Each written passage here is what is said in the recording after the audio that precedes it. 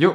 La semaine dernière, dans ma vidéo Upside Down qui parlait des tournées, je vous ai parlé brièvement du triangle d'exposition et je me suis rendu compte que je n'avais peut-être pas assez approfondi le sujet, du coup on va y remédier. D'ailleurs, petite parenthèse, si vous n'avez toujours pas vu le premier épisode d'Upside Down, je vous invite fortement à aller le voir et surtout à le partager en masse. D'autres épisodes ne devraient d'ailleurs pas tarder à sortir par la suite. Voilà, maintenant que cet instant pub est terminé, nous allons pouvoir retourner au sujet de cette vidéo, que je vais essayer de vous expliquer de la façon la plus claire possible. Lorsque vous travaillez en photographie ou en vidéo, vous allez être obligatoirement confronté à l'exposition. Dans ces deux cas, l'exposition se définit de la même façon, c'est en fait la quantité de lumière qui va passer par votre objectif pour ensuite se déposer sur une surface sensible, c'est-à-dire votre capteur. Voilà, maintenant que vous savez enfin ce qu'est l'exposition, nous allons pouvoir parler de ce putain de triangle.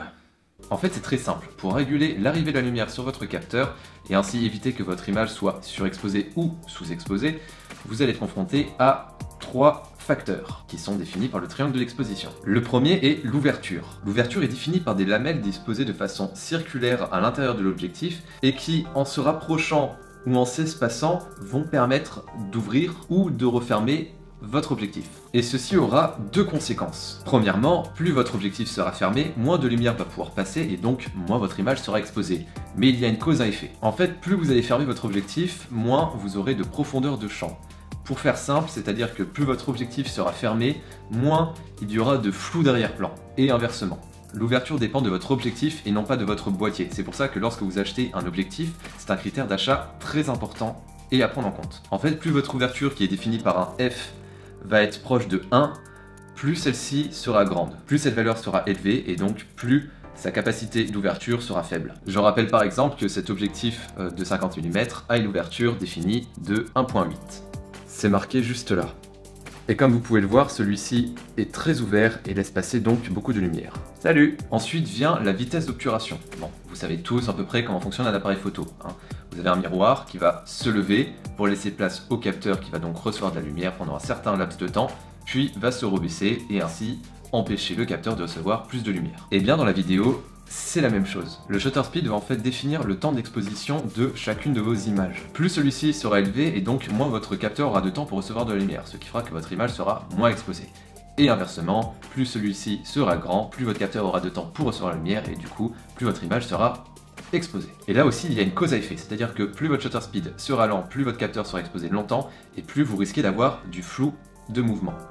Et là aussi, inversement, plus votre shutter speed sera rapide, et plus vos images seront nettes chacune, et moins il y aura de flou de mouvement. Et là, contrairement à l'ouverture, il y a une règle assez générale qu'il faut appliquer. En effet, afin d'avoir un flou de mouvement qui se rapproche le plus possible de la perception de l'œil humain, on définit généralement le shutter speed comme étant le double du nombre d'images par seconde. C'est-à-dire que si vous tournez votre vidéo, votre film, peu importe, en 25 images secondes, c'est-à-dire que votre shutter speed devrait être idéalement situé à 50, le double quoi. Si vous tournez à 60 images secondes, celui-ci devrait être de 120, et ainsi de suite, vous m'avez compris, je vais pas faire toute la liste, sinon on y est encore dans 1000 ans. C'est notamment pour cette raison que les caméras à très grande vitesse qui permettent de faire du slow motion comme les Phantom Miro, etc. ont besoin d'énormément de lumière car chacune de ces images sont exposées pendant très peu de temps. Je vous conseille par ailleurs cette vidéo d'Experiment Boy qui explique ça très bien.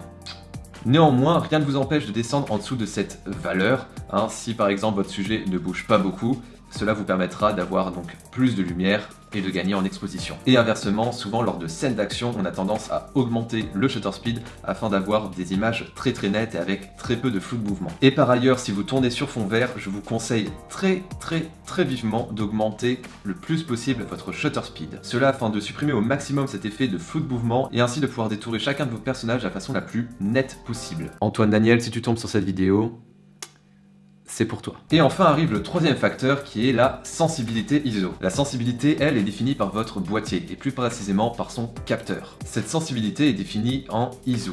À l'époque de l'argentique, chaque pellicule avait une sensibilité ISO bien définie. Depuis l'époque du numérique, cette sensibilité ISO est modifiable à n'importe quel moment et ce n'est plus le capteur lui-même qui la définit, mais en fait l'intensité du signal que celui-ci transmet. C'est un peu compliqué, c'est extrêmement chiant. Je vais pas trop rentrer dans les détails là-dessus. Donc pour faire simple, une valeur ISO est généralement comprise entre 100 et 1200 ISO, même s'il arrive que celle-ci grimpe jusqu'à 800 000 ISO ou plus. C'est énorme. Donc plus la valeur ISO de votre capteur est faible, moins celui-ci sera réceptif à la lumière, et plus votre sensibilité sera hausse, donc plus votre capteur sera sensible à la lumière. Mais il y a un mais, sinon ce serait beaucoup trop simple. En fait, plus vous aurez tendance à augmenter la sensibilité de votre capteur, plus vous augmentez les chances de voir apparaître du bruit. Le bruit, c'est cette sorte de grain que vous avez déjà dû voir sur certaines vidéos et qui en fait va nuire à la qualité de celle-ci. Généralement, on sait qu'une image sera clean entre 100 et 800 ISO, voire 1600. Mais cela dépend en fait surtout de votre capteur. En effet, certains boîtiers comme le Sony A7S II est capable de monter jusqu'à 409 600 ISO.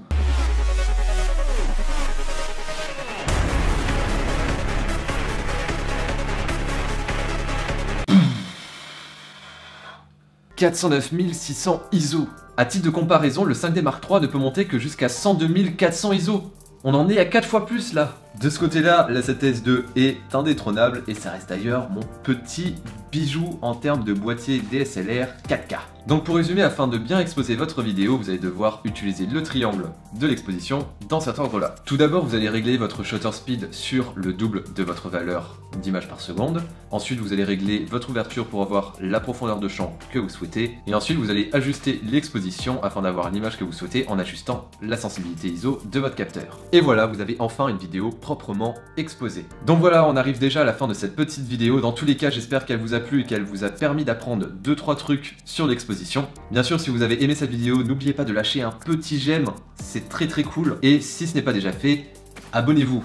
Voilà, tu t'abonnes là ou tu t'abonnes là, peu importe. Tu t'abonnes où tu veux, mais tu t'abonnes. Parce qu'on est bien ici.